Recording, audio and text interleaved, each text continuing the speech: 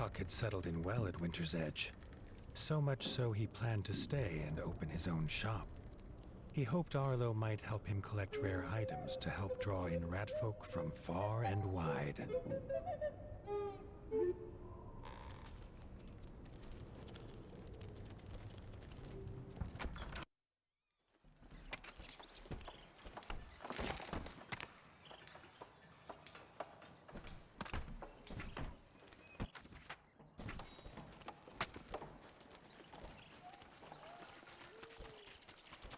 The young rat was excited. He had worked out exactly what he needed and asked if Arlo would meet him in the outskirts. Arlo was glad to see Tuck's spirits finally lifted and could not refuse him.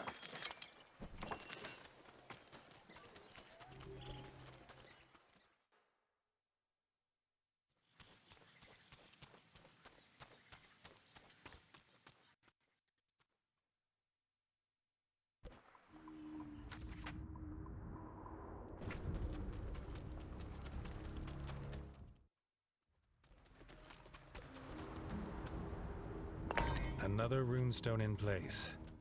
Arlo was nervous, his paws itching for his weapons. Perhaps when the war was over, the smith could craft him new weapons for such adventures, in a matching pair. At Mossbug Farm, Arlo started to regret his hasty offer of help. The farmer had seen a beast, and shouting something about luring it with bloodfruit, he went to hide in terror. Tuck grinned. He knew exactly where to go.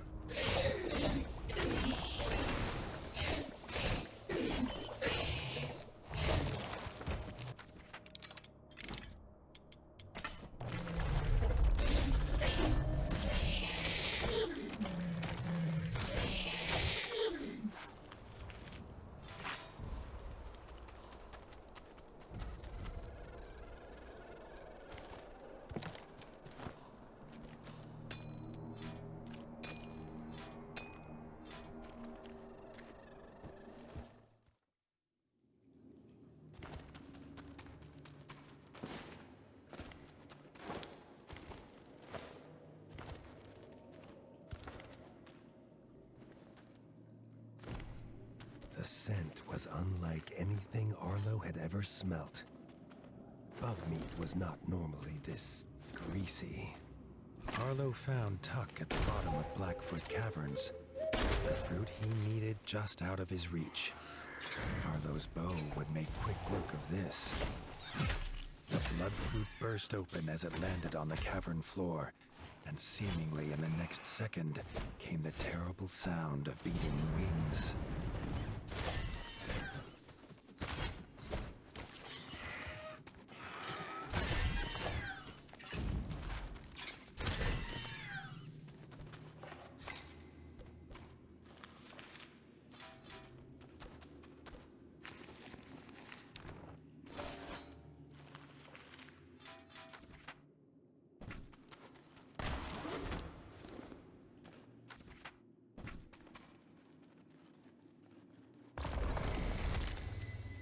The statue before Arlo pulsed with a familiar power and soon began to fill his body with elemental energy. A newfound strength rushed through Arlo's body, making his fur stand on end.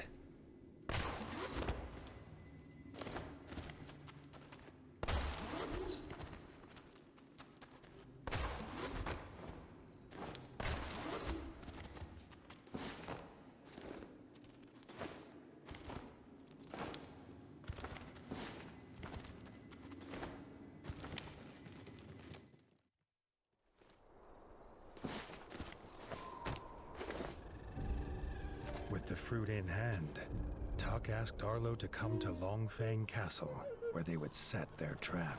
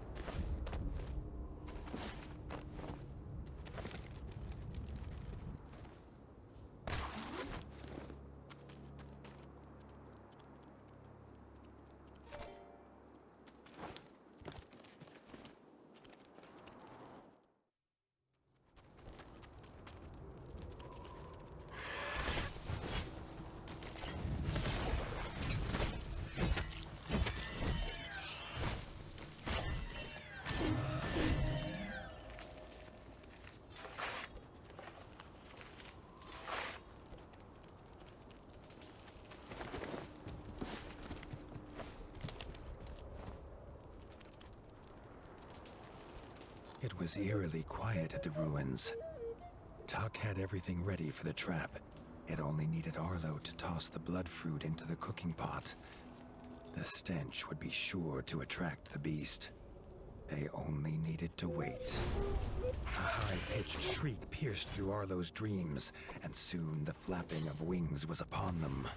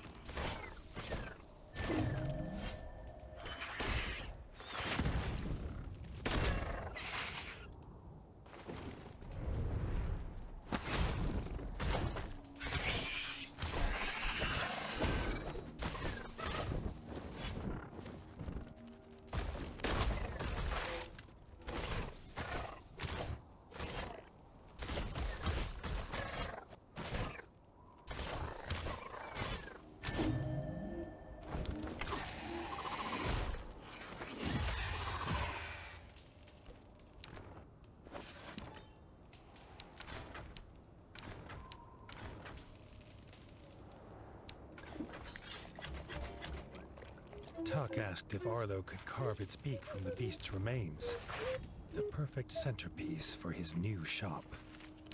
The young rat could barely contain his excitement and ran off, keen to find the builder at Winter's Edge, now able to build the shop of his dreams.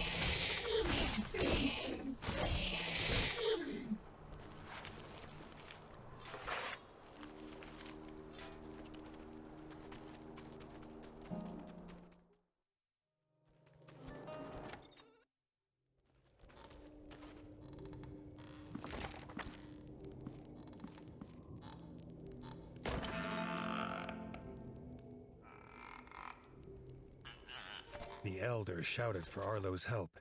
The sheep bugs have been disappearing, leaving holes in the ground, and now the prize cow grub had gone too. The warden would investigate.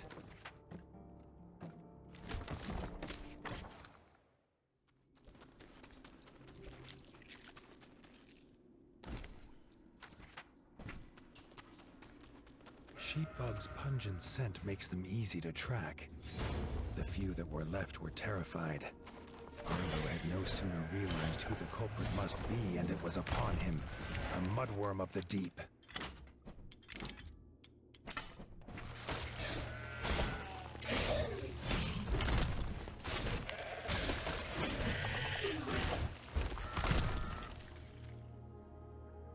The mudworm turned and sped away, but Arlo followed. Perhaps it would lead him to the cow grub.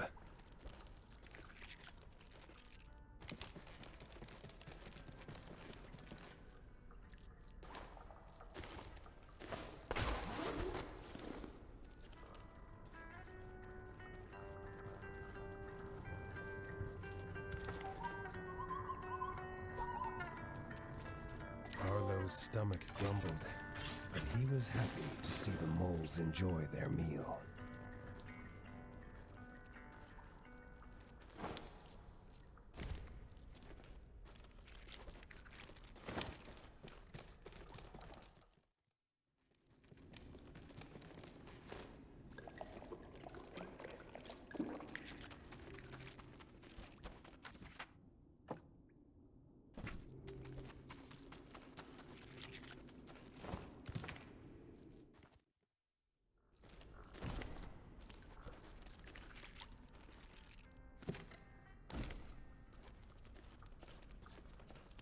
The cow grub moved, lying helpless at the center of the nest. Arlo would have to deal with the mudworm first.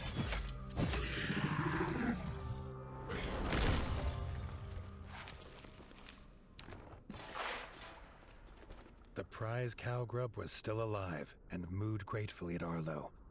It was almost as happy to see him as the elder would be at its return.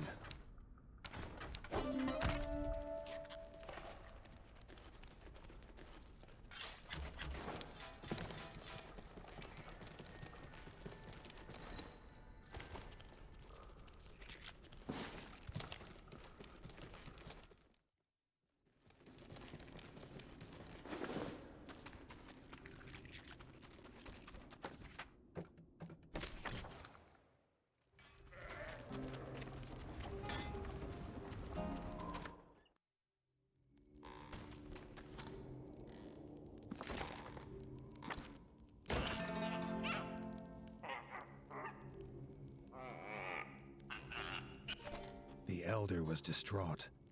The farmers had found their crop crushed into a trail of half-eaten roots and stems, all leading to the Backstabber's cave.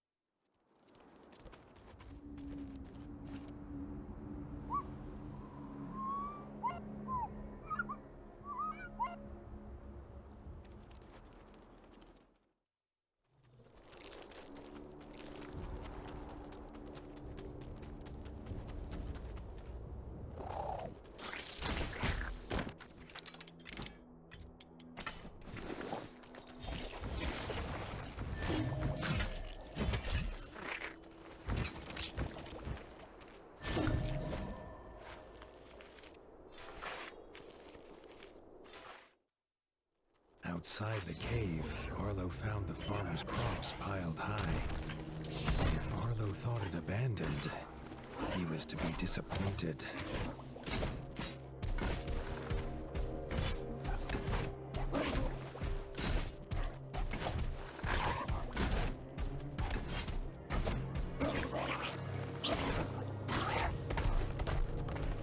The warden had the Backstabber cornered in its cave. It might only be hungry, but the whole village would starve if it was not stopped. The smell of the beast's dung hit him as hard as the one who made it. Arlo wondered if he could fight while holding his breath.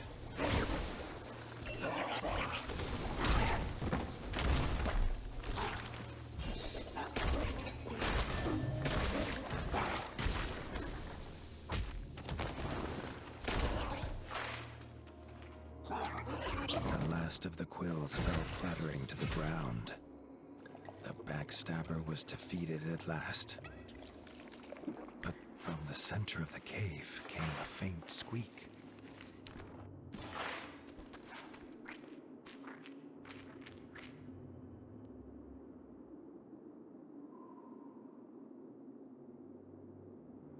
Under the rocks and dirt was a small Backstabber pup. It was young, curious, and unafraid. Arlo had an idea.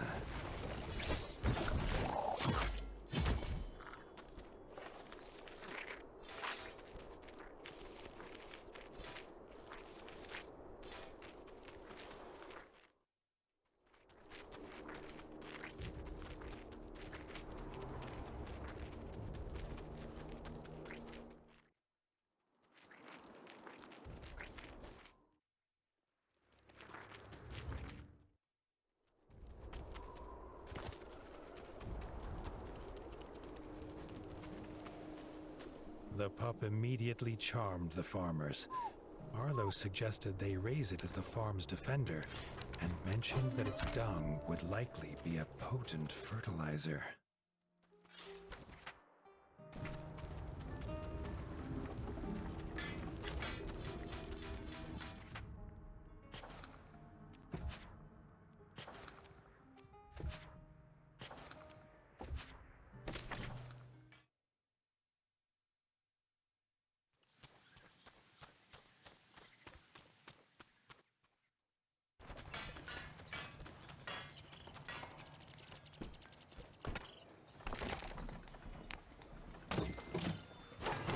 Tuck's emporium was indeed a marvel, with items for hunting, ingredients for cooking and smithing, and a tale of adventure for all who asked about the great beak on display.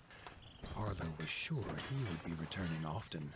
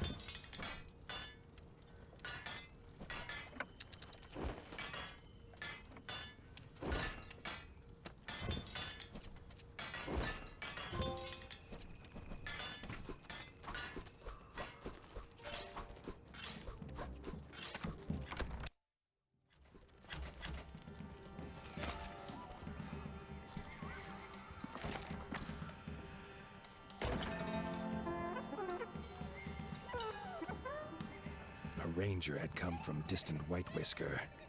Gray Ears told the tale of a Darkwing camp sending raids on the rabbit village. Arlo swore he would send the bats back to their evil ice mountain. Before Arlo could set sail, he was stopped by Robin the Ranger. If Arlo planned to go north to fight the Darkwings, he was not going alone.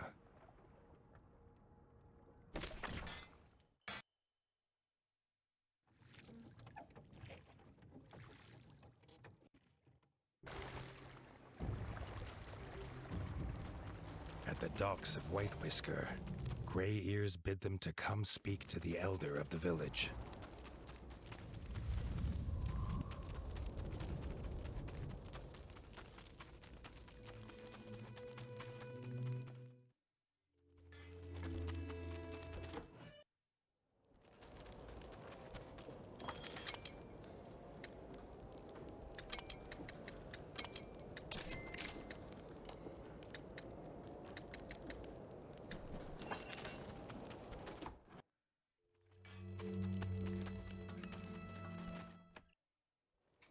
The rabbit's body was old and frail, but his mind was sharp.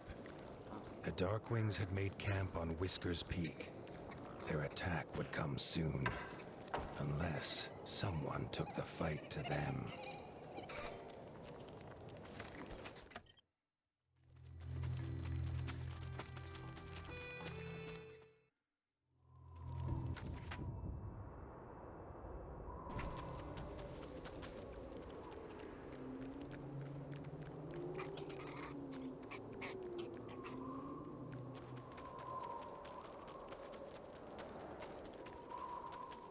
As the pair traveled towards the peaks at the edge of White Whisker, the Bat's ice castle slowly came into view. Harlow knew in his heart that one day he must take his battle there. They had no choice but to fight their way to the camp leader. Defeating him would break the Bat's spirit.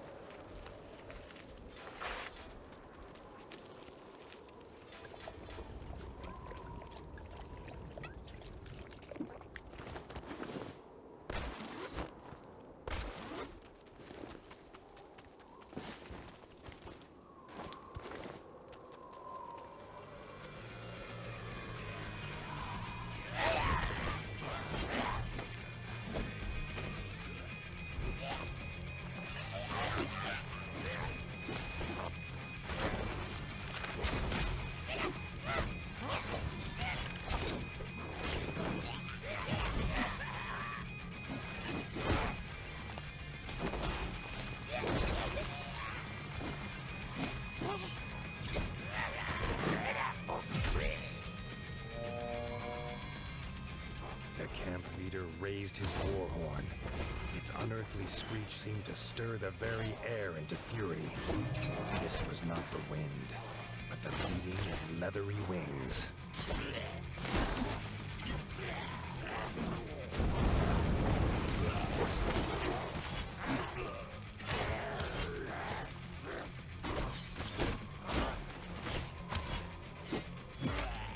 The camp leader was defeated. They had to warn the rabbits. Darkwings were on their way.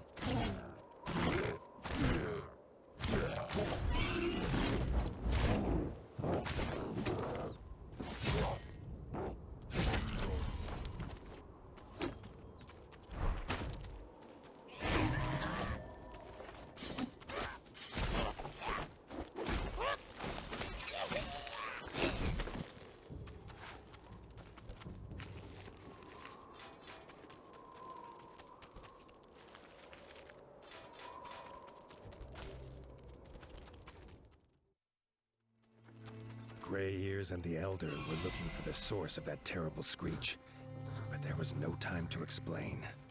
Harlow shouted to Gray Ears to get the villagers to the boats. He and Robin drew their weapons.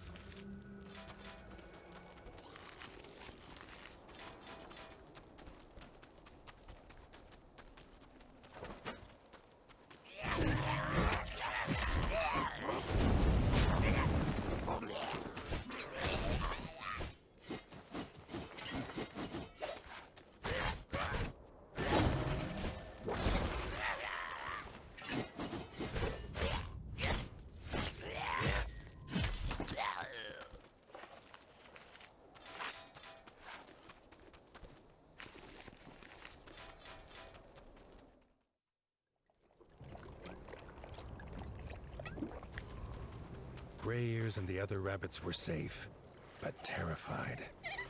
Arlo offered them refuge and a warm welcome at Winter's Edge.